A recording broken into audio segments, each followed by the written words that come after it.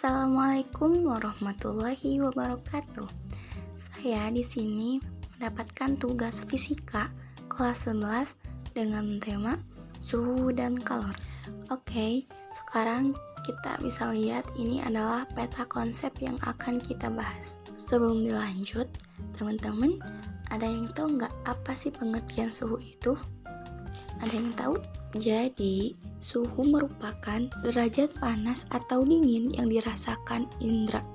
Suhu juga menunjukkan energi yang dimiliki oleh suatu benda, dan alat yang biasa digunakan untuk mengukur suhu itu dinamakan termometer. Oke, sekarang kita belajar tentang jenis termometer. Jadi, termometer itu terbagi menjadi 5 bagian, yaitu termometer air raksa, termometer digital, termometer digital, dan yang terakhir yaitu termometer digital inframerah. Nah, sekarang kita kembali ke skala. Suhu itu terbagi menjadi 4 skala, yaitu Celsius, Reaumur, Fahrenheit, dan yang terakhir Kelvin. Biar lebih jelas lagi, mari kita lihat contoh soal berikut. Suhu udara dalam suatu ruangan 95 derajat. Nyatakan suhu tersebut dalam Kelvin.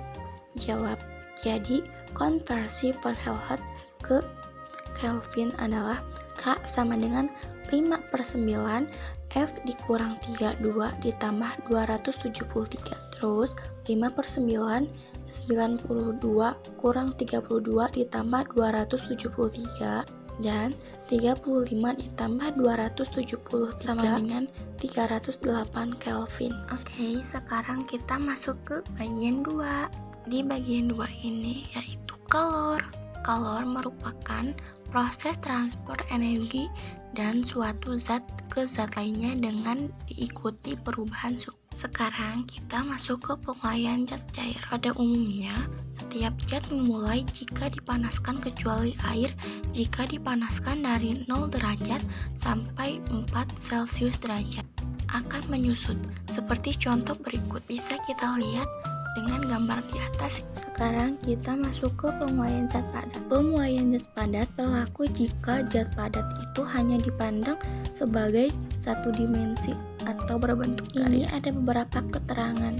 Yang pertama, L plus sama dengan panjang benda saat dipanaskan atau dengan satuan M. Yang kedua, L derajat sama dengan panjang benda mula-mula atau dengan satuannya M. Dan yang ketiga, koefisien mulai linear atau dan panjang. Yang terakhir, persegitiga T sama dengan perubahan suhu dengan satuan derajat Celcius. Oke, sekarang kita lihat contoh soalnya. Karena pada zat cair hanya mengalami pemuaian volume, maka pada pemuaian zat cair hanya diperoleh persamaan berikut. V1 sama dengan V Celcius kurung buka 1 ditambah Y kali segitiga dikali T kurung tutup. Segitiga V sama dengan Y V Celcius segitiga. Selanjutnya kita masuk ke pengaruh kalor pada zat. Gambar di atas menunjukkan air sedang dipanaskan hingga mendidih. Saat air dipanaskan, ada proses transfer energi dari satu zat ke zat yang lain yang disertai dengan perubahan suhu atau yang disebut kalor. 1. Kalor jenis yang kapasitas kalor. Kalor jenis suatu benda didefinisikan yang diperlukan untuk menaikkan suhu 1 kg. Kalor jenis ini menunjukkan kemampuan suatu benda untuk menyerap kalor. Semakin besar kalor jenis suatu benda, semakin besar pula kemampuan benda tersebut dalam menyerap kalor. Contoh soal, air sebanyak 3 kg bersuhu 10 derajat Celcius dipanaskan hingga bersuhu 35 derajat Celcius. Jika kalor jenis 4 dikali 186 Joule kilogram kurang 1 derajat Celcius kurang 1. Tentukan kalor yang diserap air tersebut. Jadi diketahuinya itu M sama dengan 3 kg dan segitiga T sama dengan 35 dikurang 10 sama dengan 25 derajat Celcius. Celsius sama dengan 4 dikali 186 Joule kilogram dikurang 1 derajat Celcius dikurang 1. Dan yang ditanyakannya adalah Q. Jawab.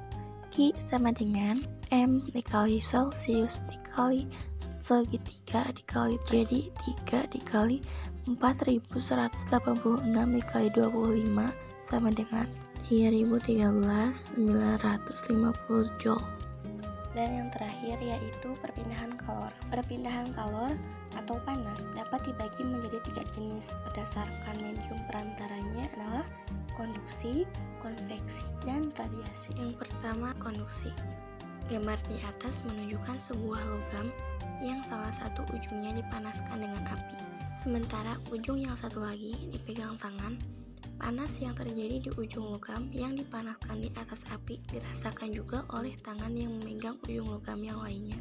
Ini membuktikan adanya aliran kalor atau panas pada logam. Peristiwa perpindahan kalor melalui suatu zat tanpa disertai dengan perpindahan partikel-partikel yang disebut konduksi. Jumlah kalor yang dipindahkan per satuan waktu secara matematis dituliskan Q per segitiga T sama dengan H sama dengan KA segitiga T per L, dengan H sama dengan jumlah kalor yang merambat setiap satuan waktu, laju aliran kalor atau Joule S kuadrat pangkat 1, K koefisien konduksi termal, A luas penampang batang, segitiga T sama dengan perbedaan suhu antara kedua ujung batang. Yang kedua, konveksi. Saat kalian merebus air, maka akan terjadi aliran perpindahan kalor dari air yang panas di bagian bawah dengan air dingin di bagian atas wadah. Peristiwa perpindahan kalor yang disertai perpindahan massa atau perpindahan partikel zat, perantaranya disebut dengan aliran kalor secara konveksi.